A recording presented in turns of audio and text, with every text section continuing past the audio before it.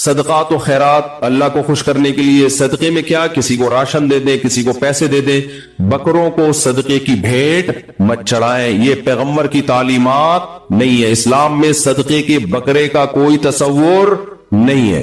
اس پہ لوگ پھر مجھ پہ توپے لے کے چڑھ جاتے ہیں، لو صدقے کے بکرے کا انکار کر دیا۔ بھائی صدقہ ہے، بکرا کہاں سے لے آئے آپ؟ اس میں بکرے کا کانسیپٹ کیا ہے یہ ذہن میں رکھیں۔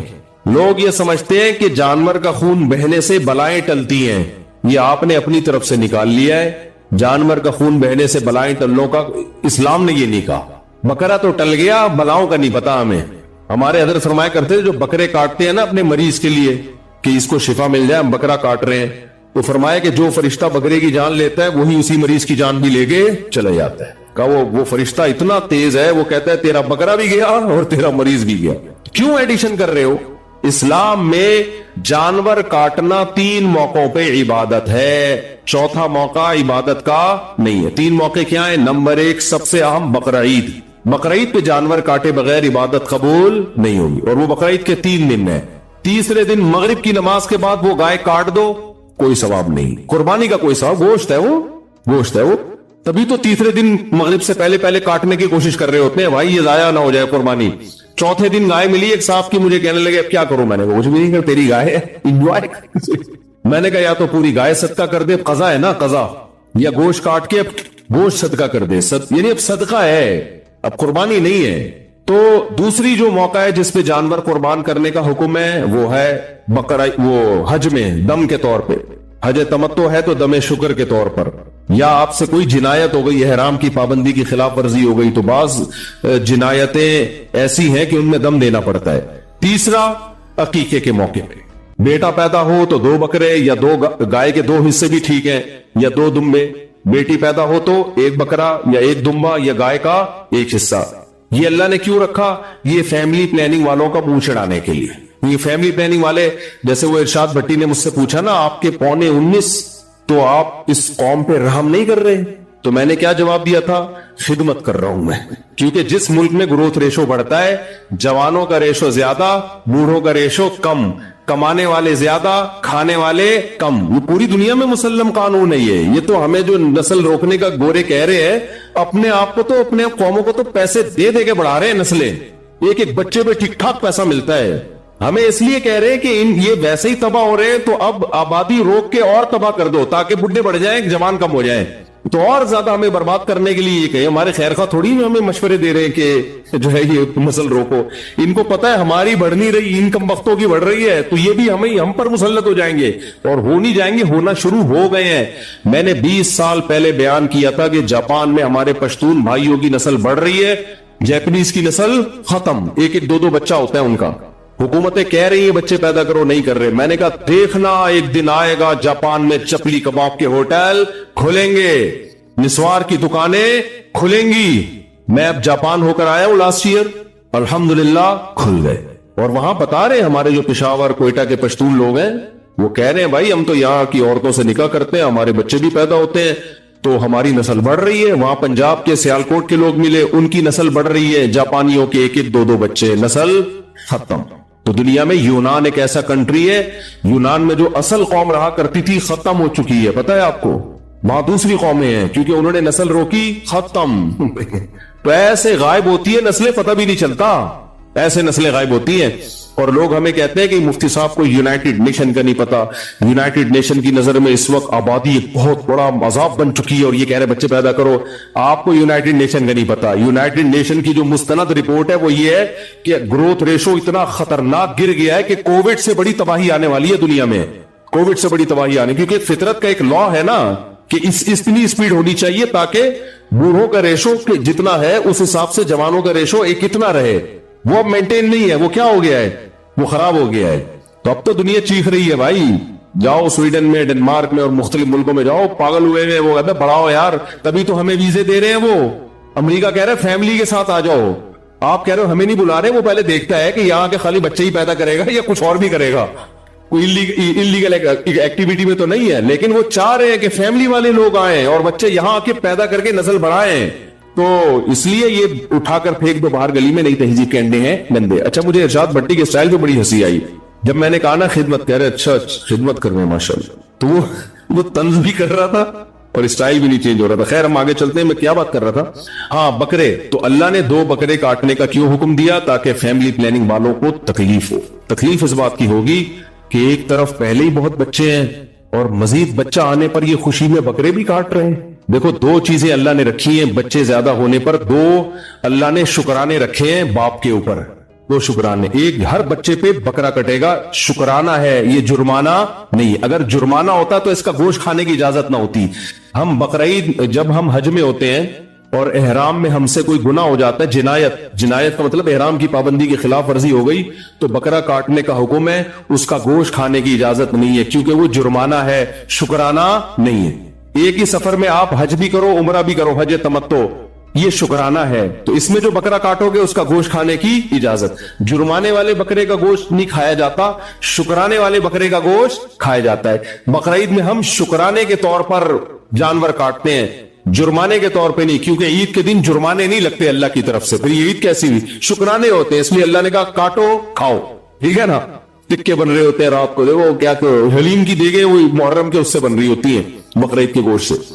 تو اسی طرح جب بچہ پیدا ہوتا ہے تو عقیقے کا گوشت خود بھی کھاتے ہیں کہ نہیں کھاتے؟ تو اس سے پتا چلا یہ جرمانہ نہیں ہے کہ تمہارے 19 کیوں ہو گئے، 18واں کیوں ہو گیا، پینلٹی ہے نا. اللہ کہتے ہیں ویل ڈن، زبردست. شکرانہ کیا ہے؟ اللہ نے تمہیں اولاد کی نعمت دی، بیٹی ملی ہے تو 1 بکرا کاٹ، بیٹا ملا ہے تو 2 بکرے کاٹ، خود بھی کھا پبلک کو بھی کھلا.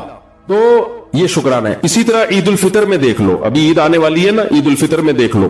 عید الفطر میں فطرانہ جتنے بچے زیادہ ہوں گے اتنا فطرانہ زیادہ. 19 کو ضرب دینا پڑے گا، 19 کو 2.25 کلو گندم سے ضرب دینا پڑے گا. عید کے دن جرمانہ ہوگا یہ شکرانہ ہوگا؟ یہ بھی شکرانہ ہے. تو جس کی بچے جتنے زیادہ اس پہ شکرانہ اتنا زیادہ. اور علماء فقہا لکھتے ہیں کس بات کا شکرانہ ہے؟ یہ اس بات کا شکرانہ کہ اللہ آپ کے ذریعے اتنے افراد کو کھلا رہا ہے. اللہ کو کھلانے والا پسند، کھانے والا بالکل بھی پسند نہیں ہے. کہ تمہارے ذریعے سے اللہ اپنی مخلوق کو کھلا رہا ہے تو باپ پر لازم ہے کہ وہ دے. یہ ماں پہ لازم نہیں ہے، باپ پہ ہے. حالانکہ کھلاتی تو ماں بھی ہے، خرچہ کس کا ہو رہا ہے؟ باپ کا. اس لیے اللہ کہہ رہا ہے تیرا باپ بھی کھلائے گا. تو اس لیے بھائی میں فیملی پلاننگ کو اس لیے مانتا کہ فیملی پلاننگ اور اسلام ایک دوسرے سے کیا ہے، 180 ڈگری پر ہیں. تو یا تو اسلام چھوڑ دو بھائی، پورے گوروں کی طرح کھسک جاؤ ادھر ہی. ان کے تو ہو ہی نہیں رہا، ایک بھی نہیں ہوتا، وہ بھی پتہ نہیں چلتا، ہونے کے بعد کنفیوز ہوتے ہیں اسی کا ہی ہے یا اس میں بھی کوئی گڑبڑ ہو گئی ہے. تو ہم تو مسلمان ہیں بھائی، بڑا خاندان، خوشحال خاندان. کوئی غربت آ بھی جائے، خدا نخواستہ کھانے پینے کی کمی بھی آ جائے، تو بھائی اللہ تعالیٰ کبھی آزمائش میں ڈالتا ہے، کبھی پیٹ بھر کے کھلاتا ہے. نبی نے کیا فرمایا کہ میں چاہتا ہوں ایک دن پیٹ بھر کے کھاؤں، ایک دن بھوکا سوؤں. جب بھوکا سوؤں گا صبر کا ثواب، پیٹ بھرے گا شوگر کا ثواب. ویسے تو اللہ دیتا ہے چپڑ پھاڑ کے روزی، لیکن اگر کوئی آزمائش آئے تو یہ تھوڑی یہ دنیا تو مسافر خانہ ہے. تو اللہ کی طرف توجہ. باقی اس پہ میں بہت سارے اشکالات ہوتے ہیں، تعلیم کیسے ہوگی، تربیت کیسی، ان کے جوابات دے چکا ہوں. اگر میں ابھی فیملی پلاننگ کو بدنام کرنے میں لگ گیا نا تو پھر یہ صورت رہ جائے گی. ان کو بھگو کے میں لگاتا ہوں. اور ان کی اپنی زندگی دیکھ لو بیچاریوں، بڑھیا جب ہوتی ہے نا فیملی پلاننگ والی، جو لوگوں عورتوں کو خراب کر رہی ہوتی ہے، خود بڑھاپے میں ان کی حالت پہ ترس آتا ہے. کوئی خاندان نہیں ہوتا، کوئی پریوار نہیں ہوتا. تو اللہ نے ہمیں حکم دیا. ہاں جانور کاٹنے کی بات کر رہا تھا، تو صرف عقیقے میں اور بقرعید میں اور حج میں، باقی جانور کاٹنا کوئی عبادت بولو نہیں.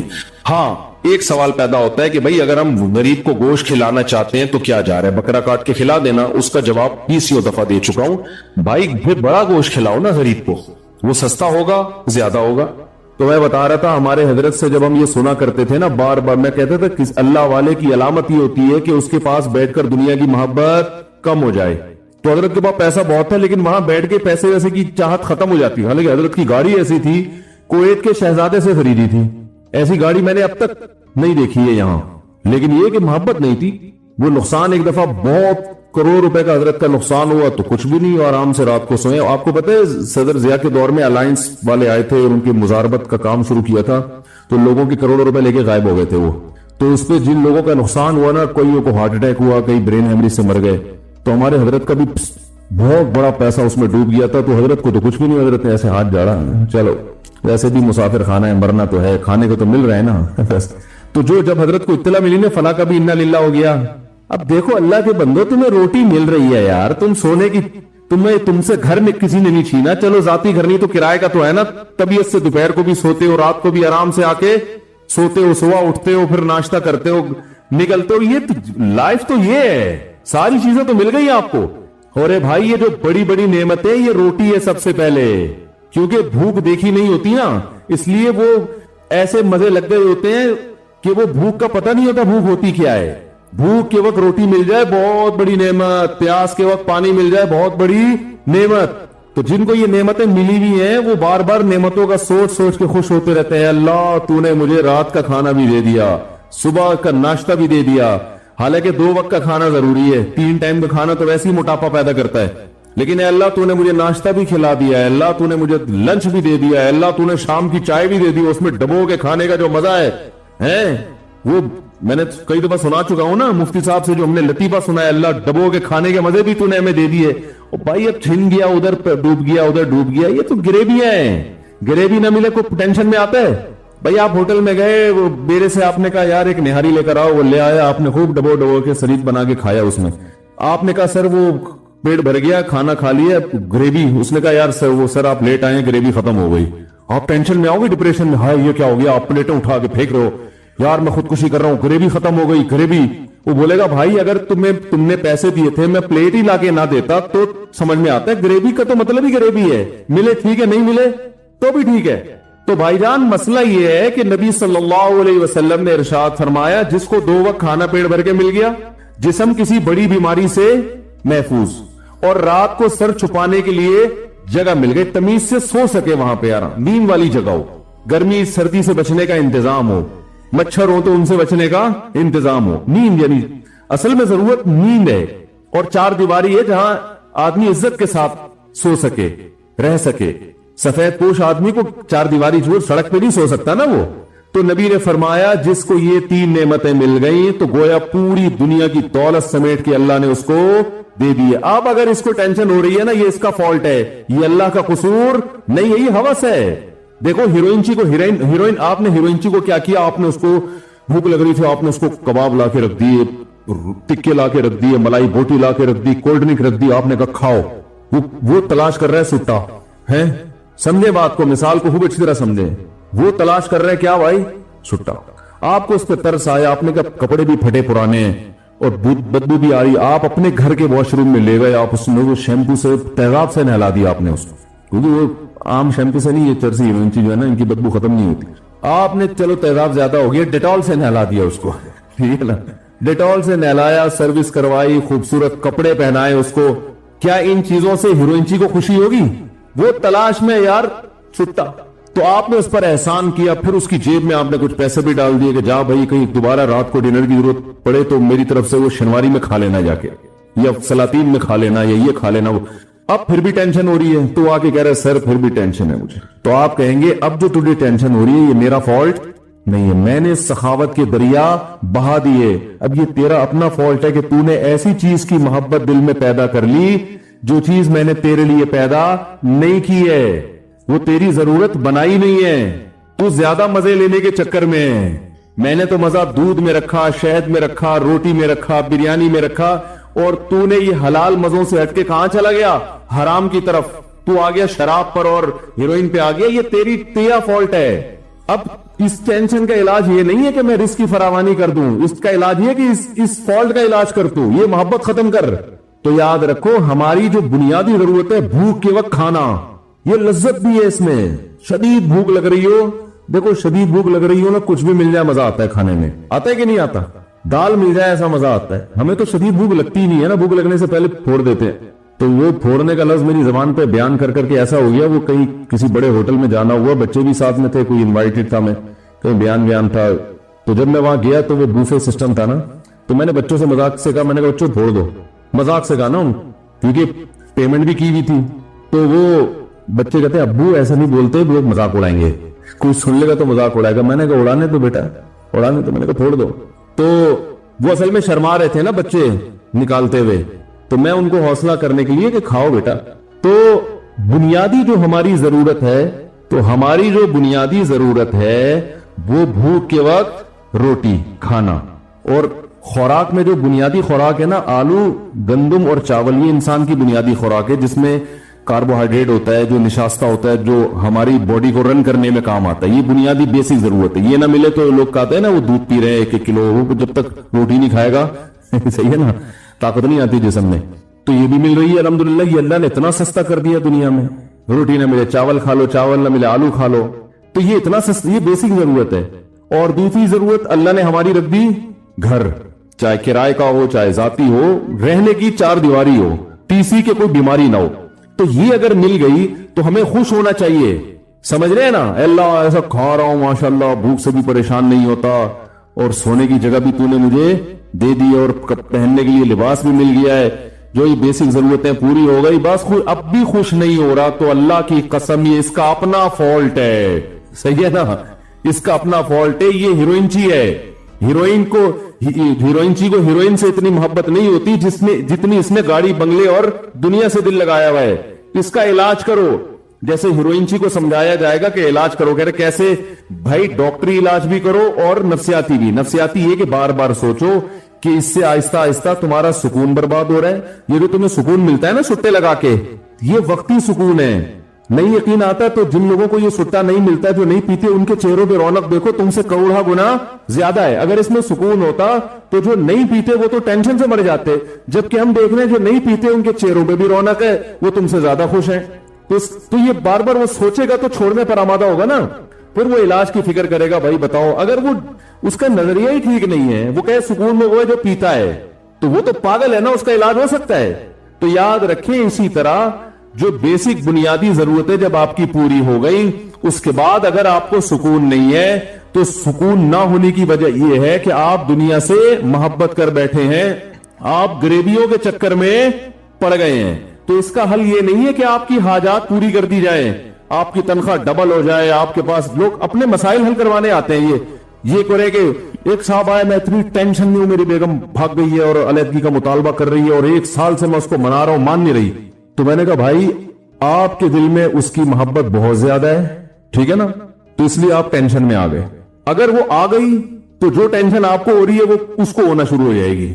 ٹھیک ہے نا، کیونکہ اس کے ایٹیٹیوڈ سے لگتا ہے کہ جتنی آپ کے دل میں اس کی محبت ہے، بالکل اسی حساب سے اس کے دل میں آپ کی نفرت ہے. کیونکہ آپ اتنا پیچھے پڑ گئے پھر بھی نہیں آ رہی، تو اس کا 1 سال کم تو نہیں ہوتا نا. میں نے کہا یہ اس کی علامت ہے کہ آپ جتنا اس سے چاہتے ہیں اتنا ہی وہ آپ سے باقاعدہ ماشاءاللہ نفرت کرتی ہے. تو جیسے آپ کی محبوب چیز ملنے سے آپ کو خوشی ہوگی، تو اس کی قابل نفرت چیز ملنے سے اس کو ٹینشن ہوگی کہ نہیں ہوگی؟ کیا ہو گیا بھائی؟ بات صحیح کر رہا ہوں کہ نہیں کر رہا؟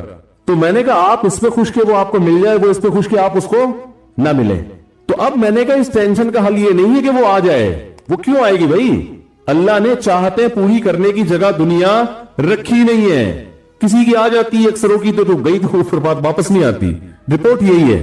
جو رپورٹیں ہیں نا، ہماری اپنی بھی بہت ساری رپورٹیں ہوتی ہیں، لوگ بتاتے رہتے ہیں نا، تو ایک رپورٹ میں بھی مرتب کر سکتا ہوں. رپورٹ یہی ہے کہ اکثر نہیں ہے. تو اس کا حل یہ کہ دل وہاں سے ہٹاؤ، دل ہٹاؤ وہاں سے. کہہ رہے نہیں میرا دل نہیں ہٹتا. تو میں کہتا ہوں میں نے کہا پہلے یہ فیصلہ کر لو کہ میں غلطی پر ہوں اور مجھے اپنے دل کا علاج کرنا ہے. پہلے مانو تو صحیح کہ میں غلطی پر ہوں. آپ تو مان نہیں رہے کہ میں غلطی پر ہوں. جو آدمی کہہ رہا ہے مجھے وہ چاہیے، مجھے وہ چاہیے، مجھے وہ چاہیے. جب ہیروئنچی کہہ رہا ہے کہ مجھے ہیروئن چاہیے، مجھے ہیروئن چاہیے، بس اب کوئی ہیروئنچی میرے پاس آئے، کہہ رہا صاحب 1 ہفتے سے سٹا نہیں پیا میں بہت ڈپریشن میں ہوں، آپ اللہ سے دعا کرو مجھے کڑیا مل جائے. خدا کی قسم آپ اس مثال کو مذاق سمجھیں گے، لیکن دنیا میں ہو یہی رہا ہے کہ اپنی خواہشات پوری کر کے ٹینشن ختم کرنا چاہتے ہیں. سمجھ میں آ رہی ہے بات؟ کیونکہ غیر مسلموں سے یہی سیکھا ہے. غیر مسلم کہتے ہیں آپ کی جتنی خواہشات پوری ہوں گی آپ کی ٹینشنیں کم ہوگی. اگر میرے بھائی ایسا ہوتا تو اللہ نہ کرے معاذ اللہ سب سے زیادہ ٹینشن تو پھر نبی کو ہوتی. ان کی تو خواہشات ہی پوری نہیں ہوئی. 40 دن گھر میں چولہا نہیں چلتا تھا ان کا. یوسف علیہ السلام تو بیچارے ڈپریشن میں چلے جاتے، وہ تو آدھی زندگی تو ان کی جیل میں گزری ہے. یعقوب علیہ السلام کہتے ہیں اللہ ساری جوانی میرے بچے سے الگ گزر گئی ہے، بڑھاپے میں بچہ مل کے کیا رہ گیا، 4 دن کی زندگی رہ گئی تھی. وہ تو یہ سوچتے نا. لیکن ہم دیکھتے پیغمبروں کی زندگیاں ٹینشنوں میں، مگر کوئی ڈپریشن کی گولی نہیں کھا رہے. بتاؤ یوسف علیہ السلام اتنا عرصہ جیل میں رہے، پہلے کنویں میں ڈال دیا ان کو، پھر کنویں سے نکالا تو بازاروں میں بکے، جھوٹے الزام لگ کر جیل میں ڈال دیا گیا. تو کبھی کبھی قرآن میں آتا ہے کہ یوسف علیہ السلام نے پھر وہاں کسی روحانی عامل سے رابطہ کیا کہ یار کسی نے کچھ کر دیا میرے اوپر ٹینشن، یہ بڑا مسئلہ کیا ہو گئے ہیں یار، مسلسل کام بگڑتے جا رہے ہیں، میں ابا کو سب سے زیادہ محبوب تھا، ہونا تو یہ چاہیے تھا ساری جائیداد ابا میرے نام کر دیتے، لیکن ہوا کیا ہے، میں نے بھائیوں کا کبھی کچھ بگاڑا نہیں۔ یہ آواز میں ایکو کیوں پیدا ہو رہا ہے بھائی؟ میں نے بھائیوں کا کبھی، باہر کا مائک مجھے لگ رہا ہے اسپیکر آن ہے، میں نے کبھی کسی کا کچھ بگاڑا نہیں، بھائیوں نے مجھے کنویں میں ڈال دیا۔ پھر ابھی میں 7-8 سال کا بچہ تھا، کنویں سے نکال کے بازاروں میں مجھ جیسے شہزادے کو بیچا گیا، پھر بیچ کے چلو تھوڑے دن سکون کا سانس ملا تھا بادشاہ کے، چلو کسی اچھی جگہ چلا گیا بکے میں، تو سکون کا سانس ملا تھا، اور میں نے بادشاہ سے وفا کی، اس کی بیوی پہ کبھی غلط نظر نہیں ڈالی، اسی کی بیوی نے جھوٹا الزام لگا کے چلو محل میں آ کے کچھ سکون ملا تھا، وفا کی سزا یہ ملی کہ جیل میں چلے گئے۔ اور پھر جیل میں جب ہم گئے ہیں تو ایک آدمی کو میں نے خواب کی سچی تعبیر بتائی، اس کو میں نے کہا بادشاہ کو بتانا کہ مجھے جیل سے نکالے، تو وہ کمبخت جا کے بادشاہ کو بتانا ہی بھول گیا، کسی نے کچھ کر دیا ہے بیٹا۔ یہ تو بندش کے علاوہ کچھ ہو ہی نہیں سکتا، یہ تو 100% بندش ہے۔ کیا خیال ہے بھائی؟ اور اللہ کو میں ہی ملاؤں ٹینشنوں کے لیے، میں ہی ملاؤں اللہ کو، ساری جوانی اسی میں گزر گئی، سب کچھ، ایک دن بھی ٹینشن والی بات ان کی زبان سے نہیں نکلی۔ جب بات کر رہے ہیں ایسے پیارا کلام ان کی زبان سے نکل رہا ہے۔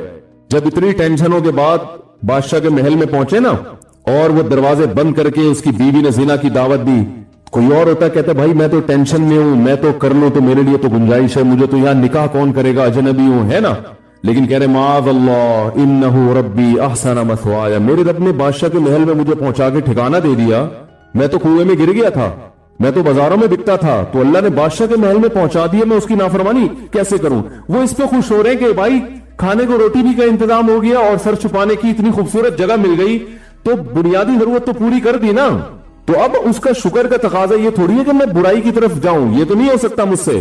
پھر جب الزام لگ کے جیل میں گئے ہیں، جیل میں جانے کے بعد جو 2 شخص آئے نا تعبیر پوچھنے کے لیے، تو ان کو پہلے دین کی دعوت دے رہے ہیں، ان کو خواب کی تعبیر کے بتا کے کہہ رہے ہیں کہ دیکھو ذالک من فضل اللہ علینا، میں نے سچی تعبیر جو تمہیں بتائی ہے نا، یہ اللہ کا ہم پہ فضل ہے۔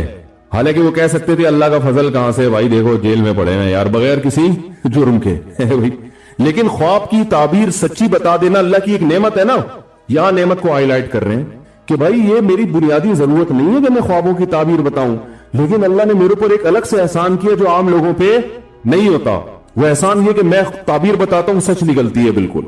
پھر آگے بتا رہے ہیں دیکھو یہ جو اللہ نے مجھے اتنا پروٹوکول دیا، اتنی عزت دی، اس لیے کہ میں شرک نہیں کرتا، توحید پر ہوں، میں تبلیغ بھی کر دی ان کو، کتنے زیادہ، یعنی پھر جب جیل سے چھوٹے ہیں، جیل سے چھوٹ کے پھر ابا کو بلایا، ابا آئے اور سارے بیٹے آ گئے، تو پھر ابا سے بولگیر ہوئے مصر میں نا، تو پھر ابا کو جو کہانی سنا رہے ہیں ماضی کی، اس میں ٹینشن والے سارے واقعات کو اسکپ کر دیے انہوں نے، ٹھیک ہے نا، کنویں میں ڈالنے کا تذکرہ کر ہی رہے، کنویں سے نکلنے کا کر رہے ہیں، جیل میں جانے کا تذکرہ نہیں کر رہے، جیل سے نکلنے، اذ اخرجنی من السجن، میرے رب نے اس وقت بڑا احسان کیا جب مجھے جیل سے نکالا ہے بھائی، کیونکہ بہت سے جیل میں جاتے ہیں نکلنا نصیب نہیں ہوتا، میرے رب نے احسان کیا مجھے جیل سے نکالا۔ اب چونکہ بھائیوں کو معاف بھی کر چکے تھے تو اب ان کو بھی آر نہیں دلا رہے کہ تم کم بختوں نے مجھے کنویں میں ڈالا تھا تو میرے رب نے احسان کر کے مجھے کنویں سے نکال لیا، جب معاف کر دیا تو اب کیا تذکرہ، من بعد ان نزغ الشیطان بینی وبین اخوتی، یہ سب کچھ اس وقت ہوا جب شیطان نے میرے اور بھائیوں کے درمیان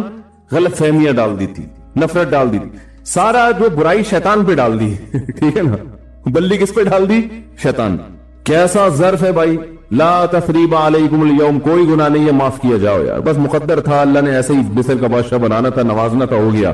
اور وجاء بکم من البدو، اے میرے ابا اللہ نے آپ پر احسان کیا، گاؤں سے نکال کے آپ کو شہر لے آیا، ساری نعمتیں بیان کری، ایک دفعہ بھی نکاح کہ ابا وہ سفلی ہو گیا تھا، وہ فلانا جو ہے نا بنگالی بابا، وہ بنگال کا جادو جو لکھے ہوتے ہیں نا، وہ میں اس کے پاس گیا تھا تو یہ ہوا ہے، وہ جو بابا بیٹھا ہوتا ہے اس کے تو وارے نیارے ہو جاتے ہیں۔ حضرت یوسف علیہ السلام نے بیان کیا ہے، اللہ اپنے والد سے کہا جا بکم من البدوی، اللہ آپ کو گاؤں سے لے کر آیا، دیہات سے لے کر آیا، کیسا صبر، کتنے آرام سے غموں کو، اس لیے کہ بھئی یہ تو دنیا میں جو بنیادی ضرورت کی چیزیں تھی وہ تو بہرحال مل رہی تھی، خواہشات پوری کرنے سے کبھی بھی سکون نہیں ملے گا، خواہشات پوری ضرور کریں، ہوس نہ کرے، پوری ہو گئی اچھی بات ہے، غریبی مل جاتی خوش ہوتا آدمی، چلو یار روٹی بیوہ ہو گئی تھی रोटी बेवा हो जाती है ना वो, तो अब चलो एक दो बो के खा लेंगे रोटी भी। गरीबी का जो फलसफा है वो ये था कि रोटी बच जाए, जाया ना हो जाए ना, और नहीं है तो कोई बात नहीं, खा तो लिया ना हमने, तो बुनियादी जरूरत तो पूरी हो गई। अब ठीक है, लोग क्या करते हैं, फला के पास ऐसा, फला के पास ऐसा, तो भाई फला भी मर के खत्म हो जाएगा थोड़े दिनों में, ठीक है ना। बड़े बड़े आए, मर के चले गए, कब्र में आपकी उससे मुलाकात होगी, एक ही कंडीशन में होंगे दोनों। जिसने बंगला बना लिया, जो किराए पे रह रहे हैं, मरने के बाद कब्र में अलग सलैक होगी बरज़ख में, हाँ भाई अब क्या कहेगा, भाई मेरी भी जेब खाली, तुम्हारी भी जेब खाली, तो फ्यूचर दोनों का एक जैसा। आप किराए के घर में रहने, आपको पता है फ्यूचर मेरा ऐसा है कि बैरिया टाउन पे 6 बंगले मिल जाएंगे मुझे, खुश हो गए ना आप। और एक अपने घर में रह रहा है, उसको पता है कि फ्यूचर ऐसा है कि मैं यहां से निकाल दिया जाऊंगा, तो खुश कौन होगा? फ्यूचर को देख के। तो फ्यूचर हम सबका एक जैसा होने वाला है, ठीक है। तो किसी की तरक्की से ना तो जलने की जरूरत, ना टेंशन में आने की जरूरत। तरक्की है, ये तरक्की की बात फिर तनज़्ज़ुल है।